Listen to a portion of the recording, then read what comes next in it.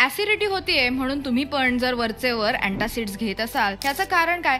तर जेव्हा आपल्या शरीरामध्ये ऍसिड कमी प्रमाणात सिक्रेट व्हायला लागतं तेव्हा आपल्या शरीरामध्ये विटॅमिन B12 ची कमतरता व्हायला लागते आणि तेव्हा आपल्याला जी लक्षणं दिसून येतात ती म्हणजे काय? तर डोळ्यासमोर झापड येणं, विस्मरण होणं, गोंधळ होणं किंवा हातापायाच्या तळव्यांना मुंग्या येणं अशी लक्षणं दिसायला लागलेली असतात। त्याचप्रमाणे अत्यंत जास्त प्रमाणात तुमच्या शरीरामध्ये तुम्हाला थकवा सुद्धा जाणवायला लागतो आणि अशा वेळेस तुम्हाला नक्की कळत नाही की मी नावं का विसरतेय, की मी एखादी गोष्ट तिथे ठेवली आहे आणि ती पण मी विसरायला लागले। आणि अशा वेळेस तुम्ही आहारातनं काय घेऊ शकता? तर जरूर आहारामध्ये मांसाहार असणं गरजेचं आहे। व्हेजिटेरियन असाल तर मात्र आहारामध्ये तूप घेणं गरजेचं आहे किंवा कडधान्य किंवा खोबरेल तेल आहे ते तुमच्या आहारात असणं गरजेचं आहे।